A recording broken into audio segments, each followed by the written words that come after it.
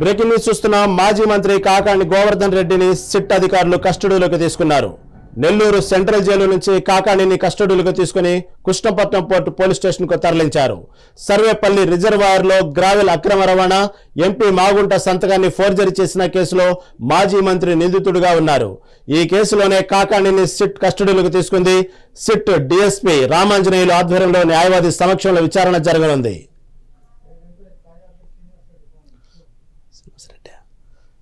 మాజీ మంత్రి కాకాణి గోవర్ధన్ రెడ్డిని సిట్ అధికారులు కస్టడీలో తీసుకున్నపై మరింత సమాచారం మా ప్రతినిధి శ్రీనివాస్ రెడ్డి అందిస్తారు.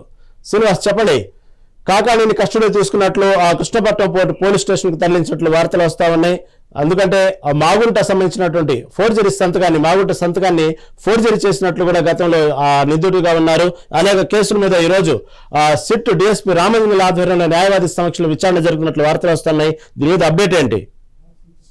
ఎస్ రహీం, కాకాణి గోవర్ధన్ రెడ్డిని ఇది రెండవసారి పోలీసులు కస్టడీ తీసుకోవడం జరిగింది. గతంలో ఒకసారి కస్టడీకి తీసుకొని 3 రోజులు విచారించారు. అయితే ఈ 3 రోజుల్లో కూడా ఎలాంటి విషయాలు వెల్లడించలేదని చెప్పి గతంలోనే మళ్ళీ రెండవసారి పోలీసు కస్టడీ ఇవ్వమని చెప్పి కోర్టుని అభ్యర్థించగా తిరస్కరించింది. అయితే ఇప్పుడు ప్రస్తుతం ఈ యొక్క సర్వేపల్లి రిజర్వాయర్ పరిధిలో ఉండే ఈ గ్రావెల్ ని, అదేవిధంగా మాగుంట శ్రీనివాసరెడ్డి ఎంపీ యొక్క సంతకాన్ని ఫోర్జరీ చేసి భారీ స్థాయిలో అవినీతికి పాల్పడి కోట్లు సంపాదించాడని చెప్పి మరో కేసు నమోదైంది. దీనిపైన ఈ రోజు సిట్ అధికారులు అదుపులోకి తీసుకొని విచారిస్తున్నారు. ఈ రోజు రేపు అంటే పోలీసులు వారం రోజులు పోలీసు కస్టడీ అడిగారు. అయితే కోర్టు మాత్రం గతంలో ఇచ్చాం కదా 3 రోజుల కస్టడీ అని చెప్పి ఈసారి కేవలం 2 రోజులు మాత్రమే పోలీసు కస్టడీకి ఇవ్వడం జరిగింది. ఈ రోజు తొలి రోజు ఉదయం 8 గంటలకి కాకాణి గోవర్ధన్ రెడ్డిని పోలీసులు అదుపులో తీసుకుని కృష్ణపట్నం పోలీస్ ఏరియా, ఆ ఏరియాలో అంటే చాలా ప్రశాంతమైన ఏరియా, అక్కడ ఆ ఏరియాలో కాకాణి గోవర్ధన్ విచారిస్తున్నారు. ఈ రోజు మరియు రేపు ఈ 2 రోజులు పోలీస్ కస్టడీలో కాకాణి గోవర్ధన్ రెడ్డి ఉంటారు. అయితే కాకాణి గోవర్ధన్ రెడ్డిపై ఇప్పటికే దాదాపు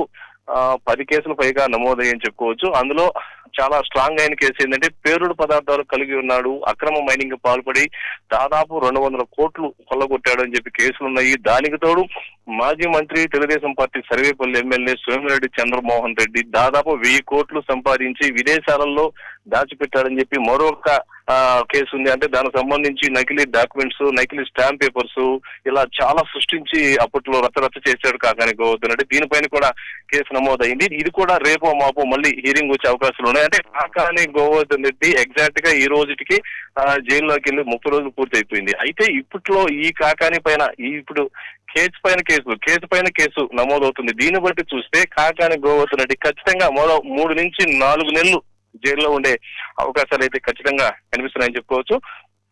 ముఖ్యంగా సోమిరెడ్డి యొక్క ఫోటోస్ మార్కింగ్ చేసి, అంటే చాలా అసభ్యకరంగా అటు హిజ్రాలు కావచ్చు, లేకపోతే కొన్ని జంతువులు కావచ్చు, కొన్ని పక్షులు కావచ్చు, కొన్ని జంతువులు, ఇలాంటి ఫోటోలు సోమిరెడ్డి మెడ వరకు కట్ చేసి ఆ ఫోటోలు కాకాణి గోవర్ధన్ రెడ్డి అటాచ్ చేసి స్వయంగా కాకాణి గోవర్ధన్ రెడ్డి నెంబర్ తోనే వాటిని ఇటు వాట్సాప్ కావచ్చు, ట్విట్టర్ కావచ్చు, ఫేస్బుక్ కావచ్చు అన్నిటినీ ఫార్వర్డ్ చేశారు. అంటే అంత అసభ్యకరమైన పోస్టులు కాకాణి గోవర్ధన్ రెడ్డి పోస్ట్ చేస్తే దీనిపైన ఇప్పుడు కేసు నమోదైంది. ఇప్పుడు ఈ సిఐడి వాళ్ళు విచారించేది కూడా ముఖ్యంగా దీని గురించే విచారిస్తున్నారు. అలాగే సర్వేపల్లి రిజర్వాయర్ ఏరియాలో కూడా భారీ స్థాయిలో అవినీతికి పాల్పడి ఇటు ముఖ్యంగా ఎంపీ సంతకాన్ని ఏకంగా మాగుంట శ్రీనివాసరెడ్డి ఎంపీ సంతకాన్ని ఫోర్జరీ చేసి వేల రూపాయలు, అంటే కోట్ల రూపాయలు, దాదాపు 150 కోట్ల వరకు ఫోర్జరీ చేశాడని చెప్పి, ఫోర్జరీ చేసి ఈ విధంగా సంపాదించాడని చెప్పి కేసు తీవ్రంగా నమోదైంది. దీనిపైన కూడా విచారిస్తున్నారు. అదేవిధంగా కృష్ణపట్నం పోర్టు ఏరియాలో ఒక టోల్ గేట్ స్వయంగా కాకాణి గోవర్ధన్ రెడ్డి ఏర్పాటు చేసి, అంటే ఆయన ముఖ్య అనుచరులు ఒక టోల్ గేట్, అంటే ప్రైవేట్ టోల్ గేట్ సొంతంగా వీళ్ళు ఏర్పాటు చేసి, అంటే కృష్ణపట్నం పోర్టుకి ప్రతిరోజు కొన్ని వేల సంఖ్యలో లారీలు పోతుంటాయి. అందుకని ఆ టోల్ గేట్ స్వయంగా వీళ్ళే ఏర్పాటు చేసి ఈ అక్రమ వసూలుకు పాల్పడి దాదాపు 40 కోట్ల పైన వసూలు చేశారని చెప్పి కూడా కేసు నమోదైంది. దీనిపైన కూడా తీవ్ర స్థాయిలో విచారిస్తున్నారు. అదేవిధంగా ఈ మైనింగ్ కి సంబంధించి పేలుడు పదార్థాలు కూడా కాకాణి గోవర్ధన్ దగ్గర దొరికాయని, ఇవి ఎలా వచ్చాయి, ఎవరిచ్చారు, ఎక్కడి నుంచి తెచ్చారు, ఏ రాష్ట్రం నుంచి తెచ్చారు, దీనికి ఎవరున్నారని చెప్పి కూడా కాకాణి పైన అభియోగాలు ఉన్నాయి. దీనిపైన కూడా పూర్తి స్థాయిలో విచారిస్తున్నారు. అయితే ఈ అక్రమ మైనింగ్ కి సంబంధించి మొత్తం 8 మంది మీద కేసులు నమోదైతే 7 మందికి బెయిల్ వచ్చింది. కేవలం మాత్రం బెయిల్ రాలేదు. ఈ కాకాని బెయిల్ పిటిషన్ ఇందులో కోర్టులో నడుస్తున్నా కానీ ఎస్సీ ఎస్టీ కేసు నమోదైంది. దీని మీద బెయిల్ పిటిషన్ నడుస్తున్నా కానీ మరొక కేసు ఇటు ఎంపీ సంతకం ఫోర్జరీ చేశాడని చెప్పి కేసు నమోదైంది. దాని మీద అది క్లియర్ అవుతుందనగానే ఇటు సోమిరెడ్డి 1000 కోట్లు అక్రమంగా సంపాదించాడు అని చెప్పి నకిలీ డాక్యుమెంట్స్, నకిలీ స్టాంప్ పేపర్స్ లాంటి తయారు చేసిందని చెప్పి మరో కేసు నమోదైంది. దాని మీద వాదన జరుగుతుండగా ఇటు సోషల్ మీడియాలో సోమిరెడ్డి ఫోటోలు మార్పింగ్ చేసి కట్ చేసి కొన్ని రకరకాల అసభ్యకరమైన పోస్టులు పెట్టని చెప్పి మరో కేసు నమోదైంది. ఇలా చెప్పుకుంటూ పోతే దాదాపు 10 నుంచి 13 కేసులు నమోదయ్యాయి.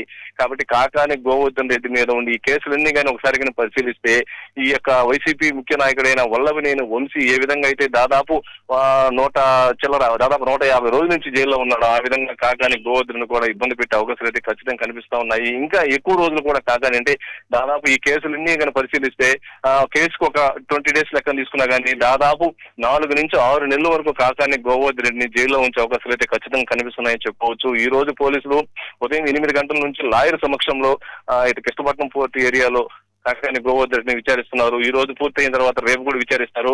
రేపు కూడా సరైన సమాధానం రాకపోతే మళ్ళీ మరొక 2 లేదా 3 రోజులు పోలీసు కస్టడీ కోరుతామని చెప్పి కూడా ఇటు మనకు సమాచారం అందుతుంది.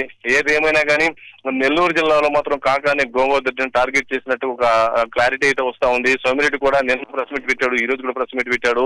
కాకాని గోవర్ధన్ చేసిన పాపాలు అలాంటివి తనను తన భార్యని తన బిడ్డని మానసికంగా ఎంతో వేధించి సోషల్ మీడియాలో ఈ యొక్క అసభ్యకరమైన పోస్టులు పెట్టి తమను నిద్రలేని రాత్రులు గడిపేటట్టు చేశాడని ఆ పాపం పండే ఈ రోజు కాకాని గోవర్ధన్ రెడ్డి జైలుకి వెళ్ళారని చెప్పి సోమిరెడ్డి నిన్న ఈ రోజు కూడా ఇటు మీడియాలో ఆరోపణలు చేశారు. కాకాని గోవర్ధన్ రెడ్డి ఎంత దారుణమైన వ్యక్తి అంటే 1000 కోట్లు సంపాదించి ఇతర దేశాలలో తన పేరు మీద తన భార్య పేరు మీద బ్యాంకులో దాచిపెట్టానని చెప్పి అసభ్య ప్రచారం చేశాడని ఏకంగా సంబంధించిన నకిలీ ఈ యొక్క డాక్యుమెంట్స్ కావచ్చు, స్టాంప్ పేపర్స్ కావచ్చు, ఈ యొక్క మొత్తం బాండ్ పేపర్స్ కావచ్చు, ఇవన్నీ కాకాని గోవర్ధన్ రెడ్డి సృష్టించాడని, కాకాని గోవర్ధన్ రెడ్డికి ఎవరైతే సహాయం చేశారో వాళ్ళందరూ కూడా జైలు జీవితం గడిపి బయటకు వచ్చారని, కొద్దిమంది జైల్లో ఉన్నారని, కానీ కాకాని మాత్రము హైకోర్టుకి వెళ్ళి సుప్రీంకోర్టుకి వెళ్ళి బెయిల్ తెచ్చుకుని హాయిగా తిరుగుతున్నాడని, ఎట్టికేళ్లకు చేసిన పాపం పండి ఈ రోజు జైలు జీవితం గడుపుతున్నాడని చెప్పి సోమిరెడ్డి కూడా ఘాటైన వ్యాఖ్యలు చేస్తున్నారు.